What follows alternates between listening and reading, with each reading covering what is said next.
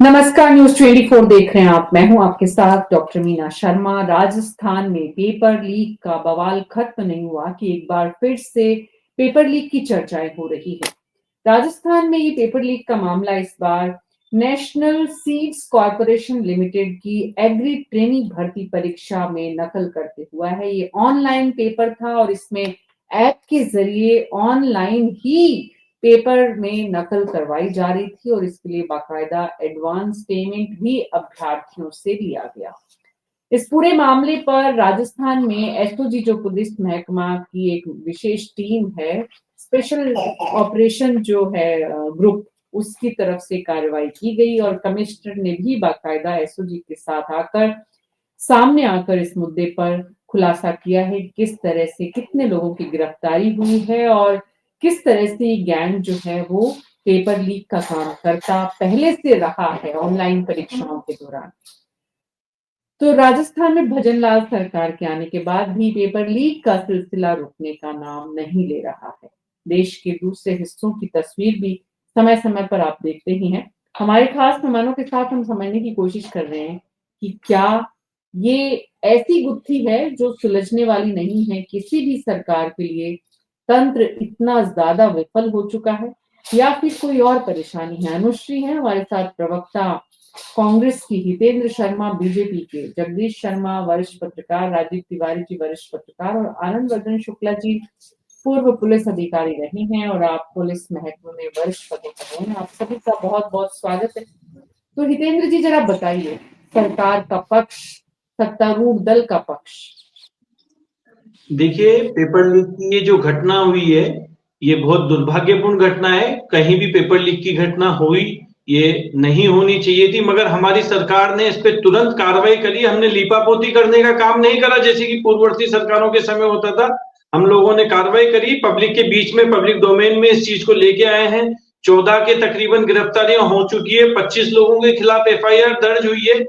और भी जो अनुसंधान में होगा वो सारी कार्रवाई करते हुए आगे इस तरह की घटनाओं की पुनरावृत्ति ना हो, इसके लिए जो भी टेक्निकल जो चीजें हो सकती है वो सब विधि विशेषज्ञों की राय लेके, इसकी जो टेक्निकल लोग हैं उनकी राय लेकर सरकार इस पे कार्रवाई कर रही है और चाहेंगे कि आगे इस तरह की घटना ना हो, इस पे मजबूत और कार्रवाई हो। आपकी सरकार मुस्तैदी से काम कर रही है, लेकिन सरकार तो हर यही कहती है हितेंद्र जी कि वो मुस्तैदी से काम कर रही है। सवाल ये है कि ये पूरी जो गुत्थी है इसे सुलझा नहीं पा रही आपकी सरकार भी। पिछली सरकार ने भी जांच की, उन्होंने भी गिरफ्तारियां की, आप भी जांच कर रहे हैं, गिरफ्तारियां कर रहे हैं, फिर फर्क क्या है? जहां तक मेरी जानकारी में है, पिछली सरकार के समय कोई इक्की दुक्की कोई गिरफ्तारी हुई होगी तो हुई होगी, मगर इतने बड़े आंदोलन के बाद भी वो इस चीज को मानने को तैयार नहीं थे कि इस तरह की घटनाएं हो रही है। हमने स्वयं आगे बढ़कर सरकार ने इस चीज को माना है कि हाँ, यहाँ पे गलती हुई है, गड़बड़ हुई है और उसको दुरुस्त करने का काम कर रहे हैं और जहां पे जो दोषी लोग हैं उन पे कार्रवाई करने का काम कर रहे हैं। हम लोग स्वीकार कर रहे हैं कि हाँ, पेपर लीक हुआ है, गलत हुआ है, नहीं होना चाहिए था और आगे ना हो सके इसके लिए हम विशेषज्ञों को जोड़कर इसमें किस तरह से इसको रोका जा सकता है, ऑनलाइन पेपर लीक को भी इस पे काम किया जा रहा है। मगर ऑनलाइन ठगी और ऑनलाइन जिस तरह की चीजें हो रही है हमारे सबके सामने, सरकार इस पे काम कर रही है। आने वाले समय में किस तरह से इस तरह की घटनाएं ना हो, इसको लेकर सरकार पूरी सजगता से एक टीम बनाकर काम करेगी। आनंद वर्धन शुक्ला जी, हर सरकार का सत्तारूढ़ दल का प्रवक्ता यही कहेगा जो हितेंद्र जी कह रहे हैं, स्वाभाविक है।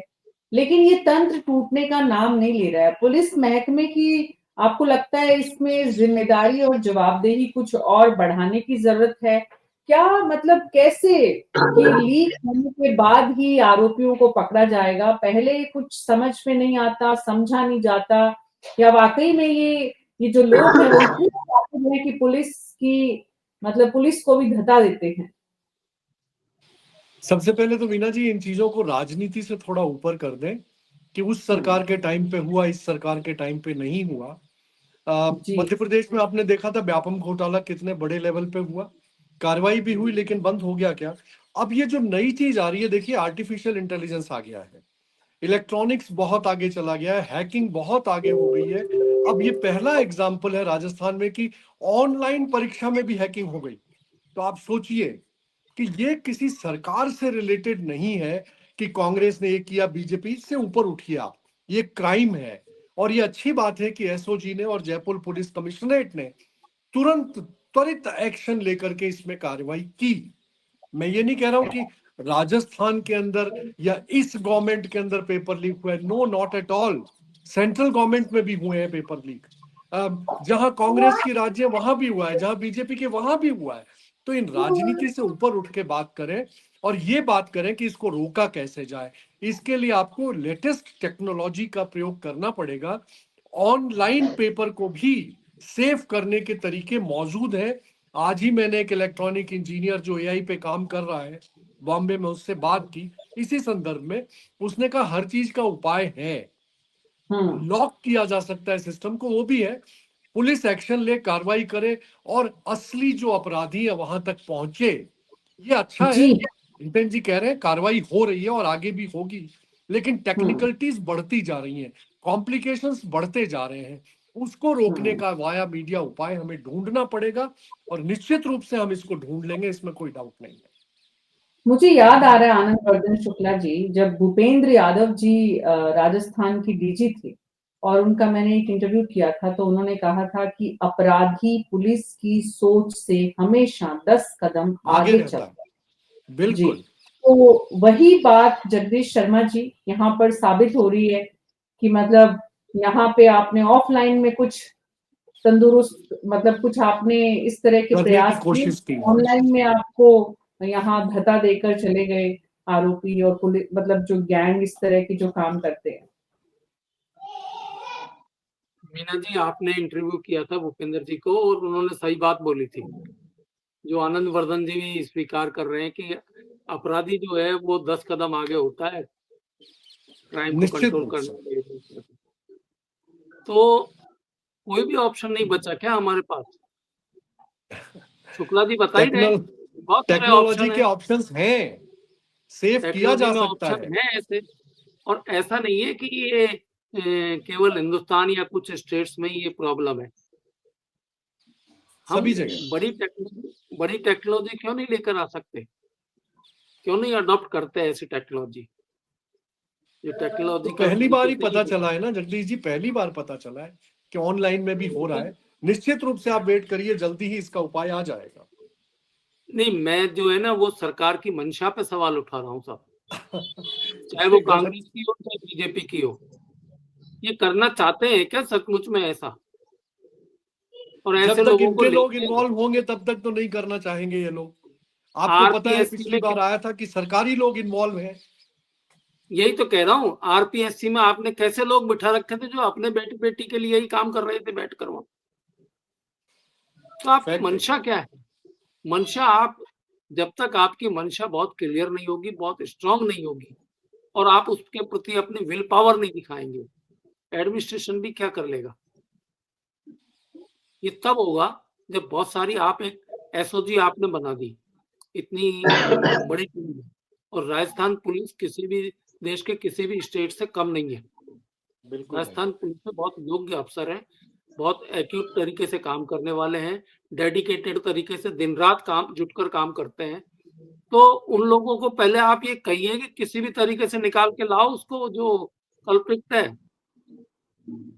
अब आप बताइए, जब ये स्थित हो गया सारा कुछ कि भाई 2 मेंबर जो है आरपीएससी के वो तो सीधे सीधे इन्वॉल्व पकड़ में आ गए, तो आरपीएससी में क्या हो रहा था और क्या किया गवर्नमेंट ने अब तक?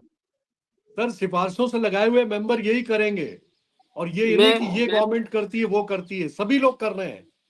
मैं यही कह रहा हूँ साहब कि बहुत सर, सारे अच्छे लोग बैठे हुए हैं मेरे जैसे, आप आरपीएससी को स्ट्रेंथन नहीं करते। आपकी इस मजाक बात से कर रहा हूँ, बिल्कुल सहमत हूँ। मैं मजाक कर रहा हूँ, लेकिन नहीं नहीं, मेरा कहने मैं का मतलब है सीरियसली कि कह रहा हूँ, अच्छे लोगों की कमी नहीं है। अच्छे लोगों की कमी नहीं है जो कि डेडिकेटेड तरीके से ईमानदारी से किसी काम को पूरा कर सके। तो ऐसे लोगों को लाओ ना सामने। आप घूम फिर कर अपने इर्द गिर्द भी देखते हैं बस केवल, आपके आसपास कौन कौन घूम रहा है, आपके आसपास क्या हो रहा है, और आपने कंट्रोल कर रखा है बहुत सारे मीडिया को भी कंट्रोल कर रखा है, उसमें नेगेटिव इस नेगेटिव खबर नहीं आए, लेकिन इन सब के बावजूद आती है। इन सब के बावजूद घोटाले खुलते हैं, सामने आते हैं और उनकी डिटेल आती है पूरी। तीसरे दिन जाकर गवर्नमेंट बोलती है हाँ ऐसा हो गया था। तो वो क्या है ये सिस्टम? हम असल में सिस्टम को इम्प्रूव करना नहीं चाहते, या हमारे अंदर विल पावर नहीं है, या कैपेसिटी नहीं है। इसके लिए आपको ऐसे लोगों को साथ लेना पड़ेगा जो कि योग्य हो, डेडिकेटेड हो, और उनको आप काम संभलाइए अच्छी अच्छी चीजों का। मैं जरूरी नहीं कर रहा कि इसी पर हो, बहुत सारे डिपार्टमेंटों में इस तरह की घोटालेबाजी और सब कुछ चल रहा है। जल जीवन मिशन सुन रहे हैं पिछली गवर्नमेंट से, अभी तक भी कुछ नतीजा निकला नहीं है उसका। एक सेक्रेटरीट के पास एक बिल्डिंग में जो है सोना निकल गया था 1.5 किलो, उसका अभी तक पता ही नहीं क्या हुआ उसका। तो सवाल ये है, मीना जी शांतता कोर्ट चालू है, खामोश अदालत जारी है, हो कुछ नहीं रहा है जी, कुछ नहीं, वो कुछ नहीं रहा है नहीं। राजीव तिवारी जी, हम चर्चाएं करते रहेंगे और चोरी करने वाले चोरी करते रहेंगे, और जिनके ऊपर बैठे रहना है उनको उसी तरह से बैठे रहेंगे जैसा कि संकेत जगदीश शर्मा जी ने दिया है। देखिए जगदीश जी बिल्कुल ठीक कह रहे हैं कि मंशा पे जो सवाल उठाया है एग्जैक्टली वो सबसे बड़ी चीज है। जब तक कि सरकार की मंशा नहीं होगी, आप देखिए इतने सारे कांड हो गए, आज तक एक भी व्यक्ति को कोई आजीवन कारावास, ये मतलब उस टाइप के क्राइम है ये। लाखों बच्चों के होना आप जिंदगी से होना खेल रहे हो तो आपको आजीवन कारावास, या कोई को बर्खास्त किया हो नौकरी से किसी बड़े अफसर को, या उसको जेल हुई हो, ऐसा कोई उदाहरण ही नहीं मिलता। तो क्यों घबराएगा आदमी?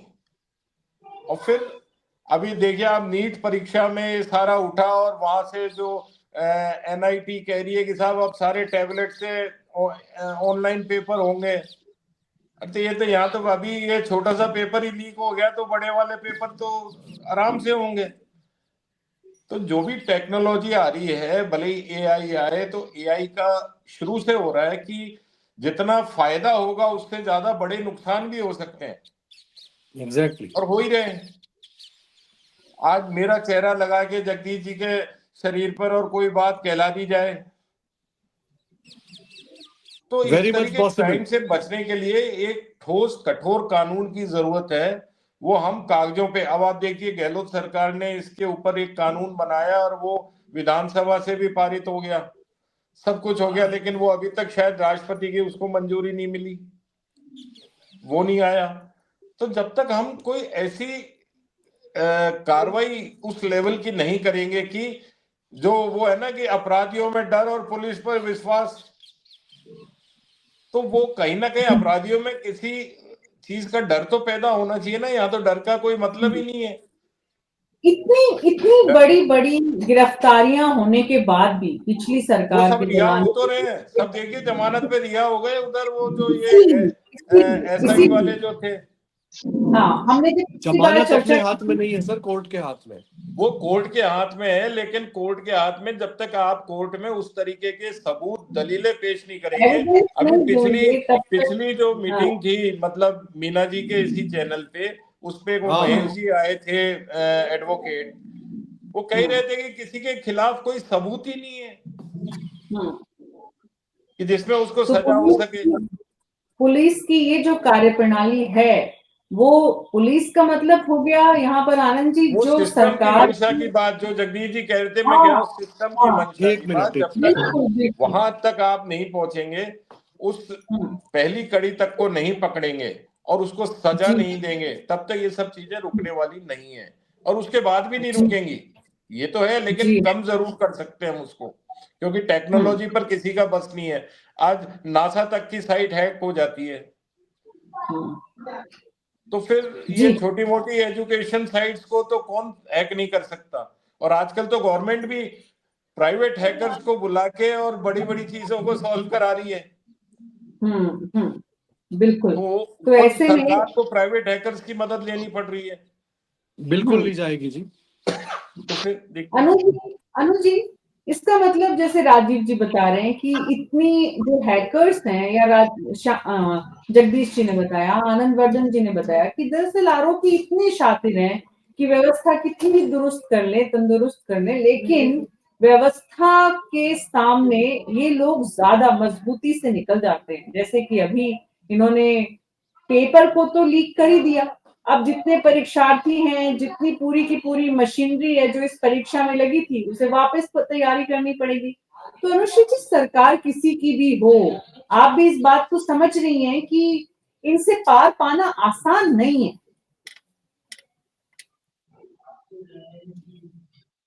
अपना ऑडियो ऑन करिए अनुजी। ऐसी बात नहीं है मीना जी, मैं कह रही हूँ कि इनसे हम जीत भी सकते हैं अगर सही रूप से इन्वेस्टिगेशन हो तो। अगर मैं कांग्रेस प्रवक्ता होने के अलावा अगर एज ए लॉयर बात करूं तो कई बार मैं देखती हूँ जब साइबर क्राइम के केसेस आते हैं तो उसमें या तो पुलिस इन्वेस्टिगेशन करना ही नहीं चाहती है या फिर ये कह देती है कि अरे इसमें तो हम कुछ समझते नहीं है तो हम इसको नहीं करेंगे आगे इन्वेस्टिगेट।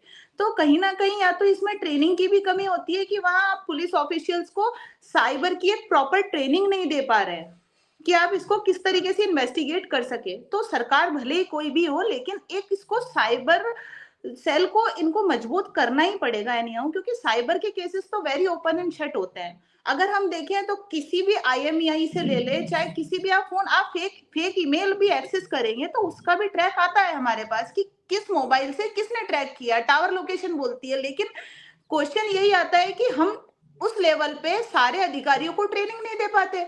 फिर उसके बाद क्या होता है कि साइबर जो है जैसे कई सेक्शन में होता है कि इसमें इसी स्तर का अधिकारी जांच करेगा, लेकिन हम साइबर की जो धाराएं हैं इसमें मैक्सिमम पनिशमेंट ही 5 साल की आ जाती है।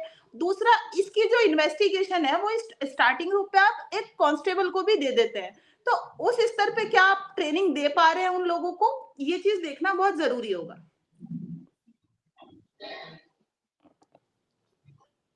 आपकी आवाज नहीं आ रही है, आपका माइक म्यूट है मीना जी। हितेंद्र शर्मा जी, अनुश्री जी जो बता रही हैं वो बातें अनुभव से बता रही हैं। अभी उनकी सरकार थी साल भर पहले तक, तो निश्चित रूप से उनका अनुभव ज्यादा है।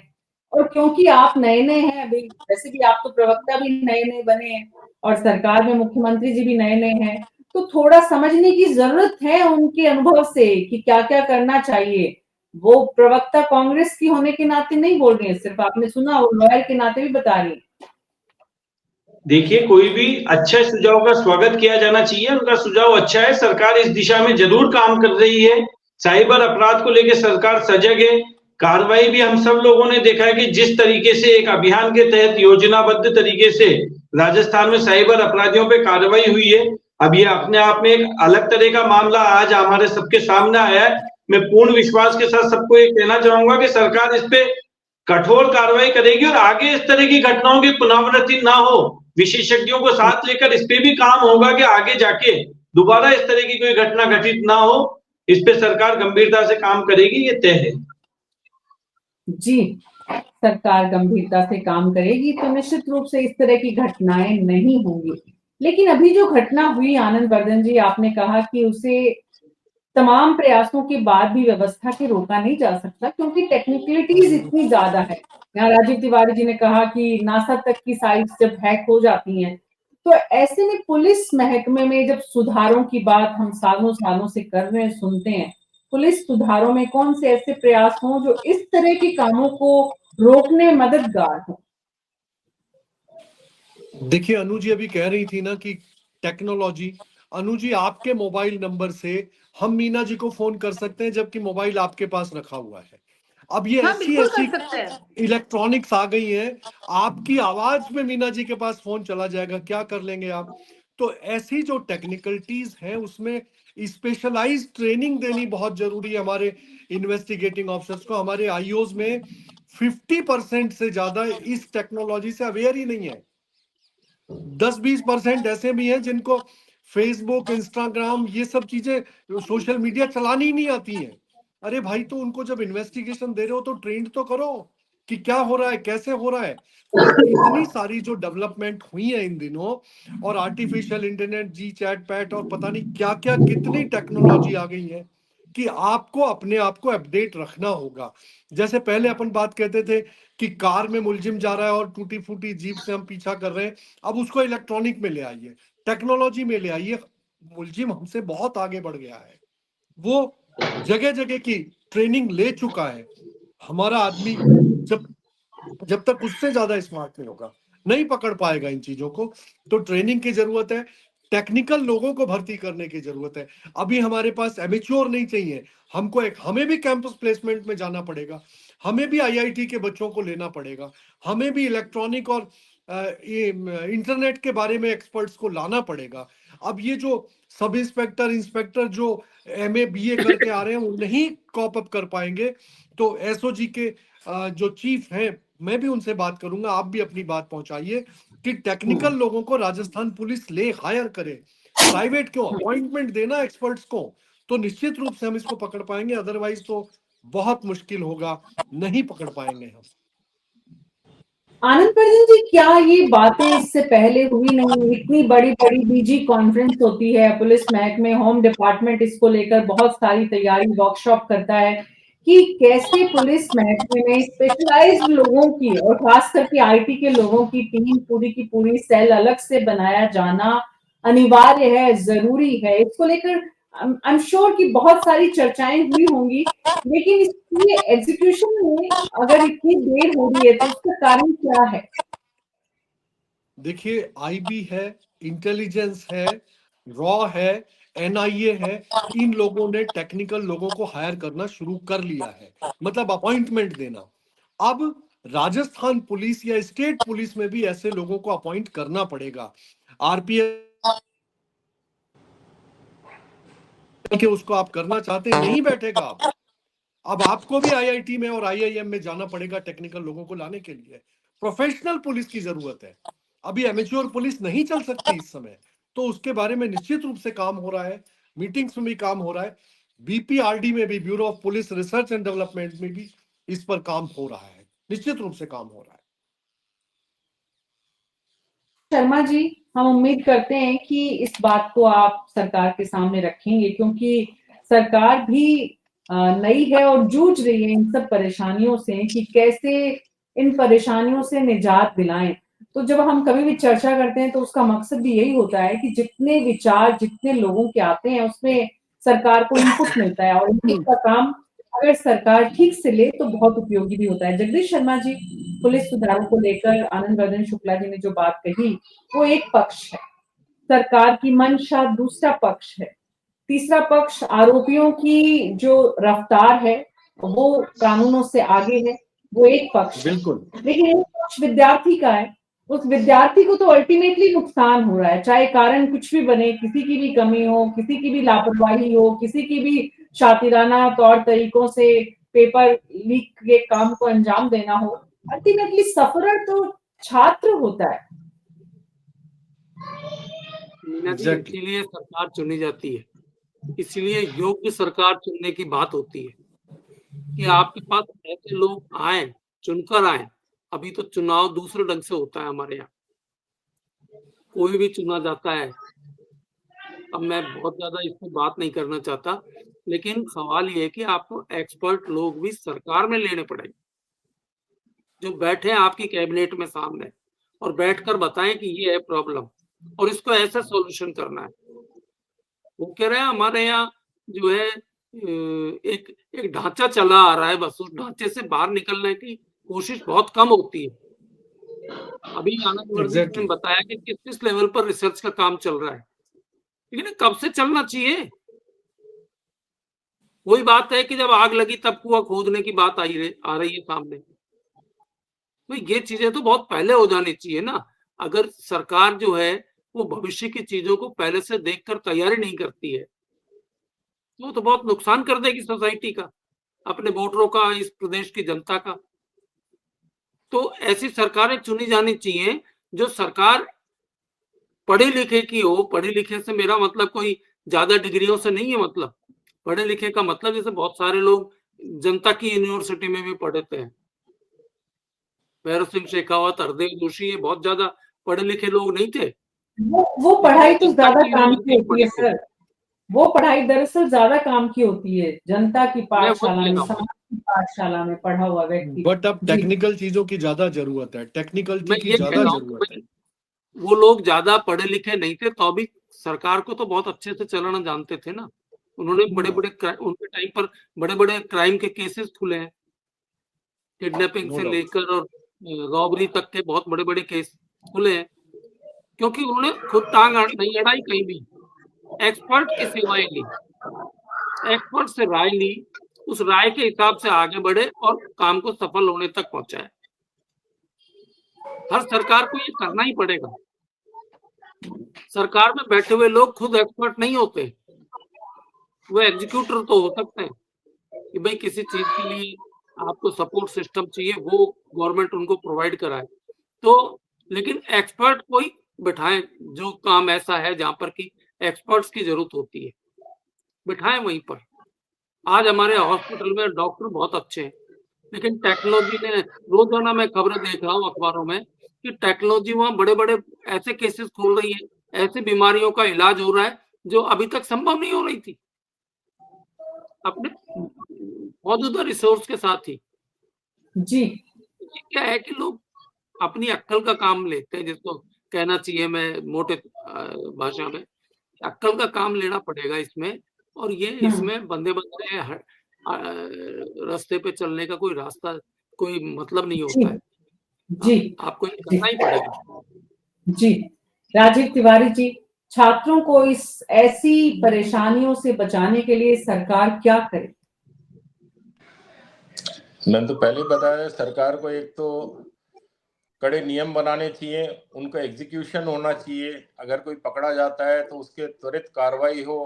अब देखिए ना, नियम बन जाते हैं, कानून बन जाते हैं, लेकिन उनका पालना नहीं हो पाती।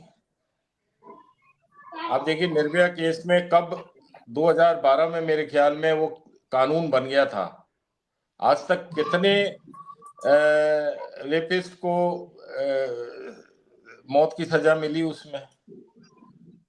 या वो जो फास्ट ट्रैक कोर्ट्स हैं जिनकी वजह से, तो ये साइबर केसेस में भी हमको फास्ट ट्रैक कोर्ट बनाने पड़ेंगे, तत्काल कार्रवाई करके और सजा करनी पड़ेगी।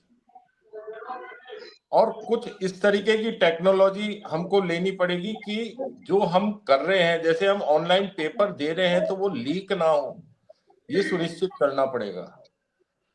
सबसे बड़ी चीज ये है कि हमको उस टेक्नोलॉजी तक जाना पड़ेगा। हमको अपने जो साइबर डिपार्टमेंट है, जैसे अभी अनुश्री जी कह रही थी 5 साल की ही सजा है, तो 5 साल अगर आदमी को 2 करोड़ रुपए किसी पेपर के मिल रहे हैं और 5 साल जेल में रह के आ जाएगा, उसके लिए क्या खराबी है। बहुत सारे लोग हैं कि जो जयपुर का एक मूर्ति कांड हुआ था, उसमें कम से कम 50 करोड़ के बाहर भेज दी गई थी मूर्तियां, उसके बाद वो अगर 2 साल 3 साल जेल में रह के वापस आ गए। तो हमको कानून और सजा के अंदर जो है उसमें इस तरीके की चीजें लानी पड़ेंगी कि अगर इस तरीके का पेपर लीक होता है और उसके अंदर लोग पकड़े जाते हैं तो फास्ट ट्रैक कोर्ट में उनकी तत्काल उनकी सुनवाई हो उस केस की, और महीने और एक टाइम बाउंड हो वो,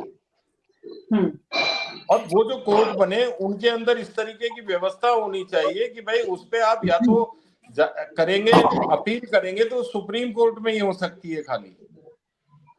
आप उसमें सेशन कोर्ट या हाई कोर्ट या दूसरे कोर्ट्स में जाके, क्रिमिनल कोर्ट्स में जाके आप ऊपर उस केस को एक नजीर पेश करें पुलिस महकमा की इस तरह की सरकार करे सबसे पहले तो। ये सारी निश्चित रूप चीजें से फास्ट ट्रैक कोर्ट बनाना पुलिस का काम नहीं है। जी fast track court Ashok Gehlot ji ने भी बहुत बनाई थी, लेकिन आज तक उनकी स्पीड वही कह रहा हूँ ना, मंशा क्या थी। जी तो आपके अंदर वो कम से कम उतना तो वो होना चाहिए ना कि हम वोट बैंक या अपनी जाति बैंक या और दूसरी चीजें हैं उन सब से ऊपर उठे, इस चीजों में राजनीति से ऊपर उठे।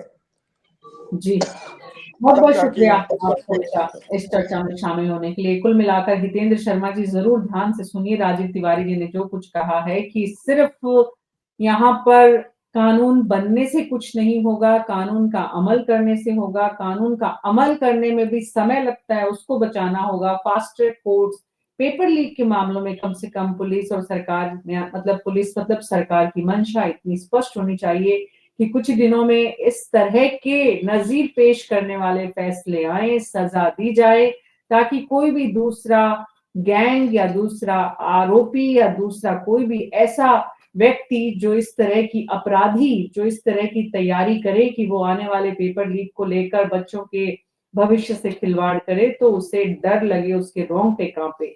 अभी तक ऐसा नहीं है, इसलिए बार बार पेपर लीक की घटनाएं सामने आती हैं, सरकार भजनलाल जी की हो या राजस्थान में कोई और इससे पहले के मुख्यमंत्री रहे हो या फिर देश की किसी और दूसरे राज्य की, हर जगह हाल लगभग एक ही जैसा है। न्यूज़ 24 पर आज मेरे साथ इतना ही। नमस्कार।